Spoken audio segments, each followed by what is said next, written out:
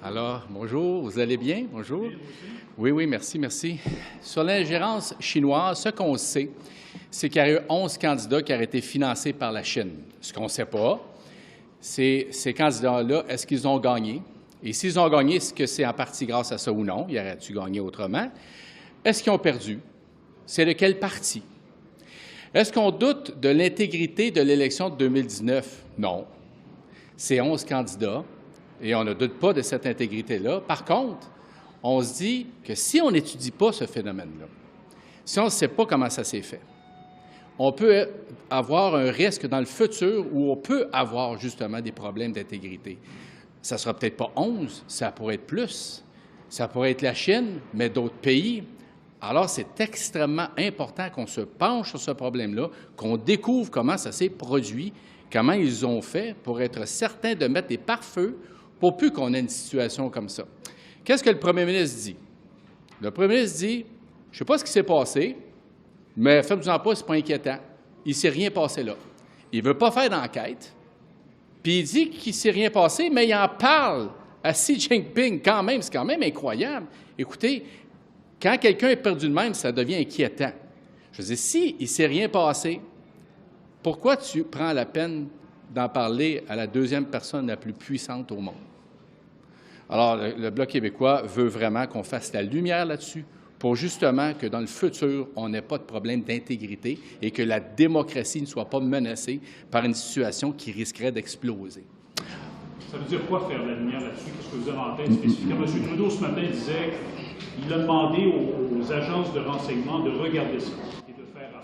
Oui, mais écoutez, il faut savoir, est-ce que c'est qui a été candidat? Quels ont été les effets sur l'élection? Et savoir comment ils ont fait ça. Est-ce qu'ils ont utilisé des prête-noms? Il y a plusieurs façons, j'imagine. Écoutez, moi, je ne suis pas là-dedans, mais j'imagine qu'il y a plusieurs façons d'interférer dans le financement d'un candidat. Alors, comment ils ont fait? Comment ils ont fonctionné? C'était quoi leur but de faire ça? Est-ce qu'ils connaissaient les candidats? Est-ce que c'était dans une situation où ils faisaient seulement des tests, seulement 11 candidats? Est-ce qu'ils veulent y aller de façon plus importante dans le futur? On n'a aucune idée. Alors, est-ce qu'on peut faire la lumière là-dessus?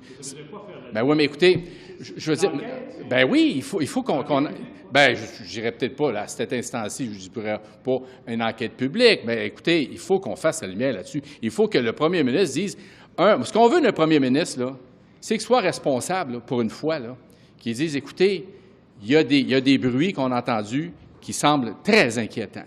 Il faut faire des démarches pour qu'on puisse clarifier comment ça s'est produit.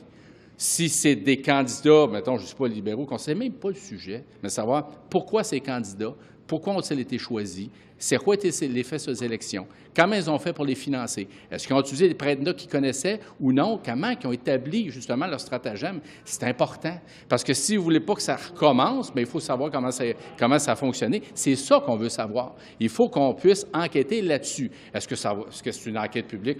Là, je pense qu'il est un peu tôt pour dire quel genre d'enquête, mais il ne faut surtout pas un premier ministre qui dit « il ne s'est rien passé, tout est beau ». Tu sais, ce n'est pas une autruche qu'on a besoin, c'est quelqu'un qui a une colonne. Puis actuellement, on voit souvent l'autruche au gouvernement. C'est inquiétant dans ce cas-là, particulièrement. C'est la démocratie canadienne et québécoise qui peut être éventuellement, je ne vous dis pas qu'elle l'est actuellement, mais elle peut l'être menacée. On ouvre une porte, on ne sait pas quelle grandeur elle a, et ça peut devenir inquiétant. Il faut qu'un gouvernement se tienne debout pour justement aller au fond des choses. Et c'est son travail.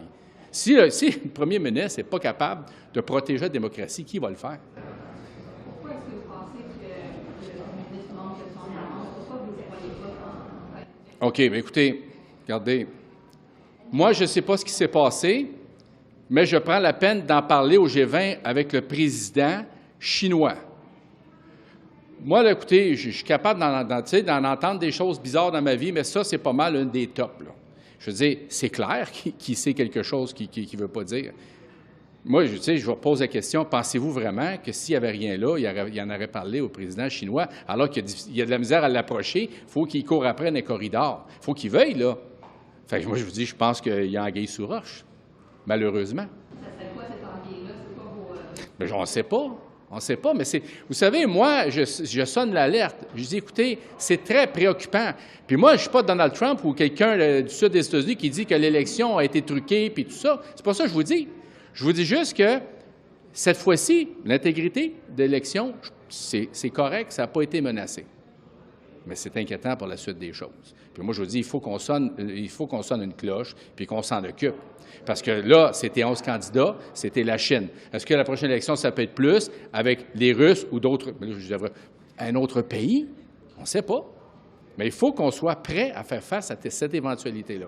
Et si on ne sait pas ce qui s'est passé, bien, ça veut dire qu'ils pourront recommencer, puis peut-être avec une ampleur considérable, qui vont peut-être éventuellement menacer la démocratie. On peut vous entendre aussi sur la commission d'enquête sur les événements de l'hiver dernier. M. Mendicino a pris la barre des témoins aujourd'hui. Il a dit qu'il y avait des éléments violents à Coutts en Alberta et que le gouvernement craignait que ces éléments-là se transportent, des gens possiblement armés, vers Ottawa. Est-ce que ça vous paraît une raison justifiée d'invoquer la loi sur les mesures d'urgence? Bien, écoutez, les gens qui partent de l'Alberta, semble-t-il, qui pourraient être violents, qui arrivent, d'abord, c'est pas à côté, là, qui arrivent à Ottawa, là, déjà, il y aurait peut-être une possibilité de les bloquer à quelque part, puis qui nous disent qu'on va mettre les mesures d'urgence parce que peut-être que des gens d'Alberta qui ont l'air violents pourraient venir à Ottawa. Ça fait bien des peut-être pour une mesure aussi importante que la loi des mesures d'urgence.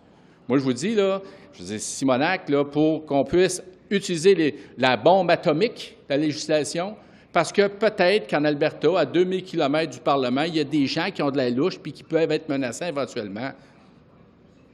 On peut dire sérieux, là. Ben là, sérieusement, j'ai déjà entendu des meilleurs que ça, là.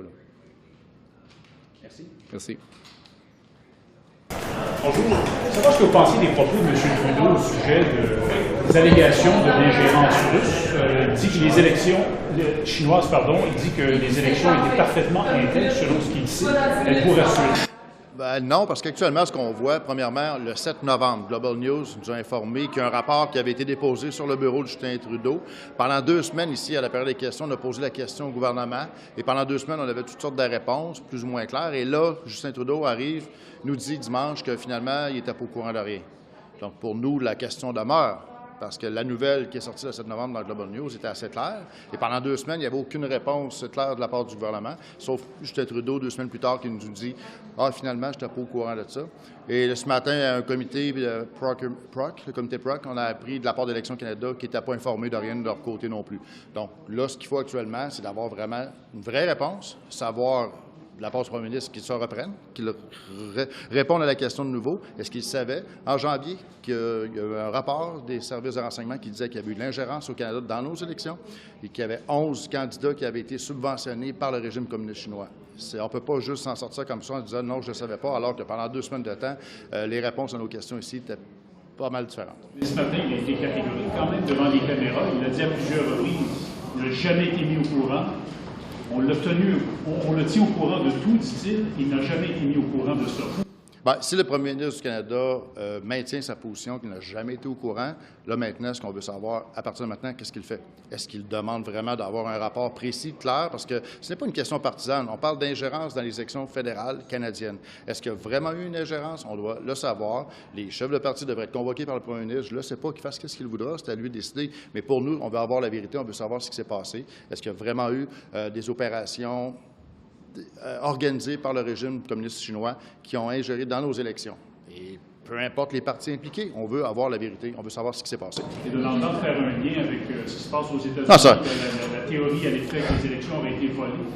Non, ben, là-dessus, là, on veut simplement savoir vraiment ce qui s'est passé. Est-ce qu'il y a eu de l'argent? On parle de centaines de milliers de dollars qui auraient été attribués à 11 candidats de différents partis. Donc, est-ce que c'est arrivé, oui ou non? Première question. Et si oui, on va en savoir plus. Quel candidat est impliqué? Mais là, maintenant, le premier ministre ne peut pas juste s'en sauver en disant « je n'étais pas au courant ». Le premier ministre doit le savoir. S'il n'était pas au courant en janvier, bien, on voudrait savoir pourquoi il n'a pas été mis au courant. Puis deuxièmement, maintenant qu'il le sait, j'imagine que depuis 2 semaines, depuis que la nouvelle est sortie, il doit avoir eu des informations et on veut avoir plus de détails. Mais justement, c'est quoi les informations que vous voulez avoir? C'est quoi les zones d'ordre? Bien, l'ingérence à la base, est-ce qu'il y a vraiment eu ingérence de la part du régime communiste chinois? Est-ce que le régime communiste chinois, en 2019, via un réseau organisé, a mis des centaines de milliers de dollars dans une cagnotte pour aider des candidats, différents candidats et leurs assistants, à travailler à l'élection fédérale. Donc, c'est grave. Si oui, c'est arrivé, il faut que ce soit confirmé. Et deux, c'est très grave parce qu'on parle d'ingérence. Et on sait qu'en 2021, il y a une autre forme d'ingérence qui était différente, qui a eu un impact sur des candidats conservateurs également, même des députés conservateurs qui ont été battus à cause de cette ingérence-là. On ne peut pas se permettre ça au Canada. On ne peut pas faire des comparaisons avec les États-Unis. On peut faire des comparaisons avec n'importe quel pays. On voit l'Australie qui ont même mis une loi pour se protéger, pour s'assurer de se protéger. Donc, on doit protéger nos gestions, nos élections, que ce soit à tous les niveaux, fédéral, provincial, municipal. Il faut se protéger. Donc, qu'est-ce qui vous inquiète le plus? C'est qu'on finance plus un bord que de l'autre? Pas du tout. Comme je le dis, ça n'a rien à voir. C'est pas partisan. C'est une approche qui est globale. On veut vraiment savoir si le régime communiste chinois ou d'autres régimes politiques à travers le monde font des opérations d'influence, d'ingérence dans nos élections, que ce soit à l'avantage, pas une question d'avantager un parti plus que l'autre, c'est vraiment de façon globale. On ne veut pas que personne se mêle de nos élections et vienne surtout pas financer illégalement.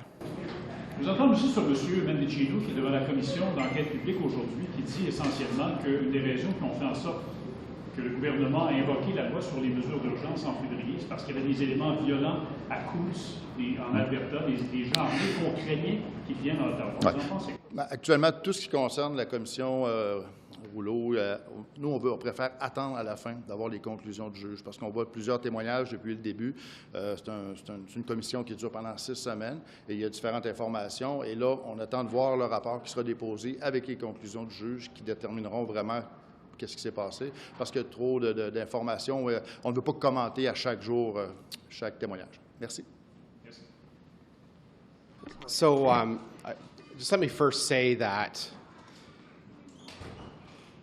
there are parallels between how the government has reacted to the global news story that first was published on November 7th and how the government reacted to their interference in a criminal investigation with SNC-Lavalin. Global News first reported this story on November 7th, but it took the government more than 2 weeks to respond to the story, and when they responded to the story, they denied aspects of the story. That's very similar to what happened with the criminal prosecution, with the government's interference in the criminal prosecution of SNC-Lavalin. At the time, the government refused to answer questions for some time about the story, and then when they commented on the story, they said, quote, "The allegations in the Globe story are false," end quote. And so the Prime Minister has indicated that he never received a briefing about any election candidate receiving any money from Beijing. So we are going to verify this story in our investigation at the Procedure and House Affairs Committee. I find it strange and frustrating that after more than 2 weeks after this story was reported by Global News, other than the Prime Minister denying having received a briefing and denying having any knowledge of any candidates receiving any money from Beijing, that the government still hasn't clarified other aspects of the story, still hasn't answered many, many questions about this November 7th report. And for me, who has the last name of Chong, I find it especially frustrating because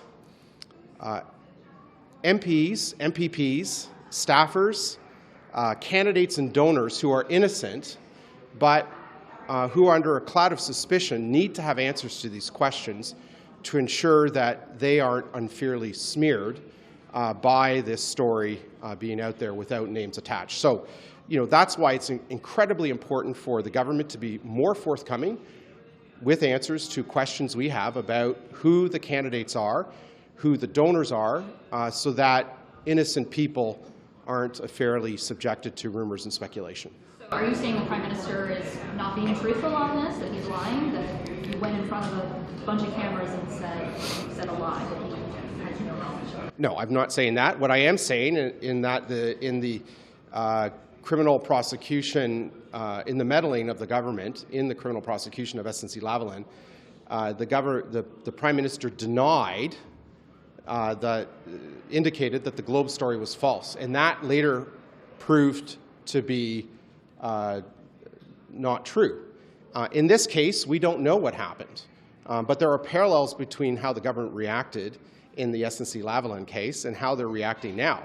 They're not revealing, it takes them weeks to reveal information. What information they do reveal after weeks of silence contradicts certain aspects of the story without being forthcoming about the full story. So we believe that it's unfair to MPs, MPPs, to candidates, to donors who are the subject of this speculation but who are innocent.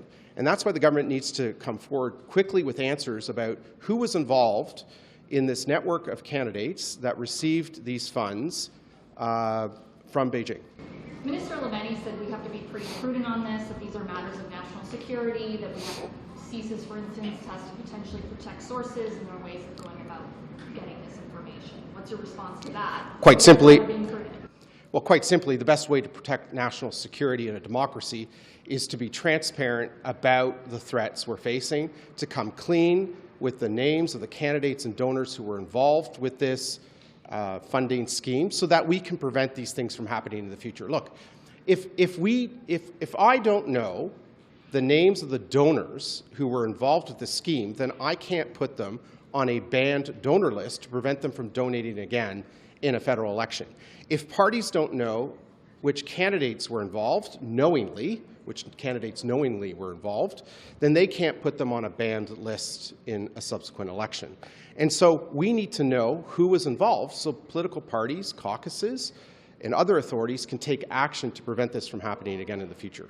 How worried are you generally about the threat of Chinese foreign influence, Russian influence potentially in our elections, generally when we look at this problem? How much of it is a threat, and what should Canadians know about this particular problem? We're quite concerned about the threat we're facing based on the evidence that our intelligence community has provided us. For years, CSIS and other intelligence, members of the intelligence community, intelligence coming from our closest allies have highlighted the threats we're facing from foreign interference on our own soil from actors like the People's Republic of China and the Russian Federation. They've been interfering in our elections now for several years. We had McGill University researchers who, in the last election in 2021, highlight the fact that Beijing used proxies to spread disinformation on Chinese-language social media platforms that negatively affected candidates in about a dozen ridings in Canada. We now have evidence that, we now have reports, I should say, from Global News that Beijing is funding a network of candidates to interfere in the 2019 election. And so beyond that, we've got court cases that are unfolding on both sides of the border. Most recently, we had the RCMP charge an employee of Hydro-Quebec for stealing intellectual property. We've had the U.S. Department of Justice proceed with charges against individuals in the United States who are acting on behalf of Beijing, intimidating U.S. residents, intimidating them to come up to Canada for further, more intense interrogations. So clearly, there's a lot of evidence that is built in recent years about these interference operations here on Canadian soil. Do you have confidence that our intelligence communities and our policing community, Elections Canada even, have enough of the tools and the legislative power to be able to combat this? Do you think more needs to be done, even from your perspective as an MP? Yes, I think more needs to be done. I think police enforcement agencies need to be provided with greater resources. I think, too, it's clear that new legislation needs to be brought forward. CSIS has highlighted the need for legislation to close some of the gaps in current legislation that they think prevents them from doing their job. And so we've heard that recently in testimony that's been given in front of parliamentary committees. Thank you. Bonjour tout le monde, Alexandre Boulris, député de Rosemont-Petite-Patrie. Je suis avec mon collègue Charlie Angus pour parler de la taxe sur le carbone et du fait que plusieurs provinces des Maritimes vont bientôt devoir participer à ce principe-là, à ce programme-là fédéral.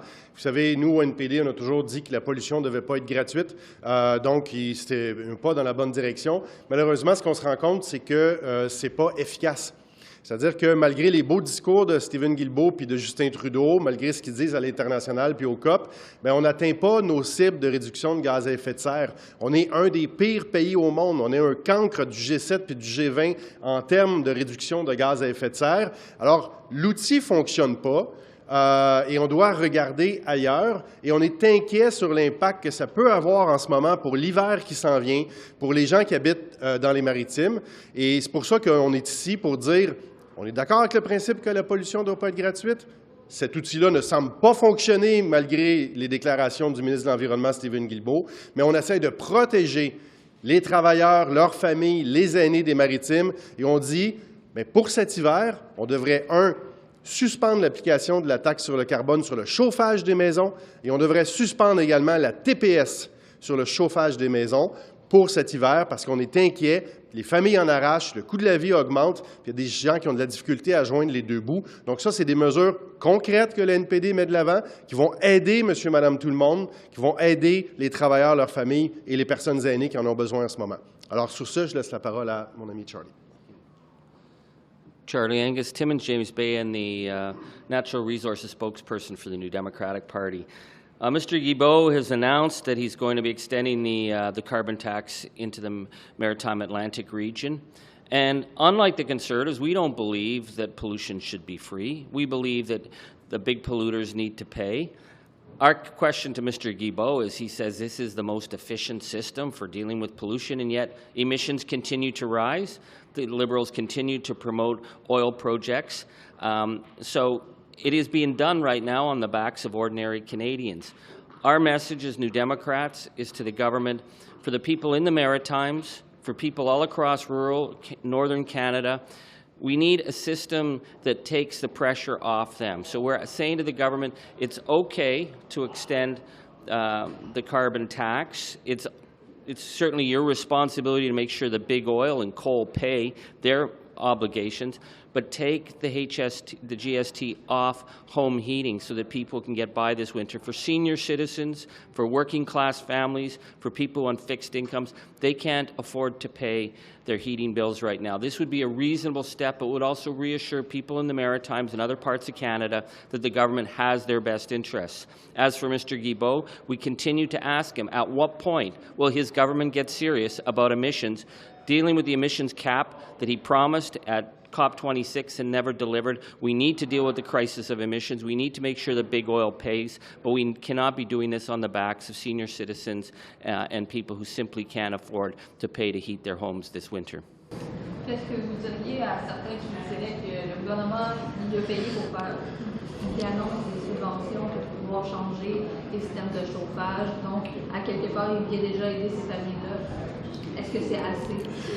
Non, c'est pas assez parce que c'est bien d'aider les gens à changer leur système de chauffage, mais il faut encore avoir les moyens de faire cet investissement-là. Là, c'est pas gratuit. Alors nous, ce qu'on dit, c'est que pour aider les personnes qui sont les plus démunies, qui en arrachent, qui ont de la difficulté à payer les factures en ce moment avec l'inflation puis la hausse du coût de la vie, bien, enlever cette obligation-là de taxe carbone pour cet hiver, puis surtout la TPS, ça va aider beaucoup plus de gens de manière beaucoup plus concrète, puis surtout les personnes les plus démunies qui n'ont peut-être pas les moyens de contribuer pour changer leur système de chauffage. Ça ne devrait pas être aussi une responsabilité des provinces qui savaient que cette taxe-là s'en venait, de trouver des façons d'aider leur population à faire la transition? Bien, vous savez, on va laisser les gouvernements provinciaux faire leurs décisions. Nous, ici, on est parti d'opposition à la Chambre des communes, puis on va mettre la pression sur le gouvernement fédéral pour voir c'est quoi ses responsabilités. Vous savez, la taxe de carbone, c'est fédéral, la TPS, c'est fédéral, donc c'est pour ça qu'on demande au gouvernement fédéral d'agir. Au sujet des allégations d'ingérence Oui. de la Chine dans les deux dernières élections, M. Trudeau a été formel ce matin et dit qu'il n'a jamais été mis au courant d'allégations de la part des services de renseignement canadiens. Formel aussi à l'effet que les deux dernières élections ont été intègres. Est-ce que vous êtes rassuré que vous avez encore des doutes? Non, on n'est pas rassuré parce que les allégations qui sont sur la table en ce moment sont extrêmement inquiétantes sur l'intégrité de notre système démocratique, sur l'ingérence étrangère potentielle dans le cadre de nos élections fédérales ici.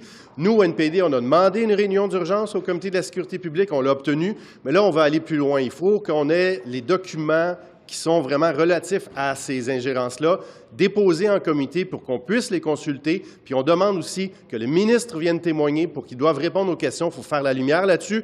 C'est pas parce que M. Trudeau dit « j'en ai jamais entendu parler » qu'il ne s'est rien passé. Est-ce que, d'après vous, le gouvernement grand manque de transparence? Il manque absolument de transparence dans ce dossier-là. Je pense que n'importe quel citoyen, citoyenne va être très inquiète qu'un pays puis une dictature comme la Chine puisse s'ingérer dans nos élections, puisse donner des contributions financières à des candidats, des candidates, peu importe le parti politique d'ailleurs. Puis je pense que c'est notre responsabilité comme parlementaires, comme garant de la démocratie, de faire la lumière là-dessus. Puis il faut pousser le gouvernement parce qu'ils n'en font pas assez. C'est pas suffisant que le premier ministre dise « Je n'en ai jamais entendu parler, donc le problème est réglé ». Comment vous trouvez son attitude à M. Trudeau dans ce dossier? Bien, je trouve qu'elle est un peu désinvolte. Je pense qu'il essaie de s'en laver les mains, il essaie de repousser ça au plus loin, alors qu'il y a encore un paquet de questions qui ne sont pas répondues, puis c'est pour ça qu'il faut avoir un suivi puis des documents déposés au comité. Je vais vous entendre aussi brièvement au sujet de l'enquête publique. Vous avez appuyé, vous, le NPD, le recours à la loi sur les mesures d'urgence. Est-ce que vous êtes encore convaincu, on arrive à la fin, est-ce que vous êtes encore convaincu que c'était la bonne décision? Bien, moi, ce qu'on dit, nous autres, au NPD, c'est qu'il y a des témoignages, il y a des citoyens et des citoyennes d'Ottawa qui sont venus parler de ce qu'ils ont subi pendant cette occupation illégale-là. Je pense que ça doit compter aussi. Différentes agences, différents organismes du gouvernement sont venus témoigner. C'est pas terminé.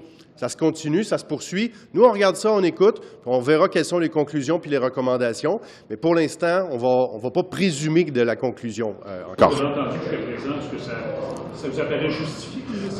Vous savez, c'est pas terminé. It's not over until it's over. On regardera c'est quoi les conclusions. Merci.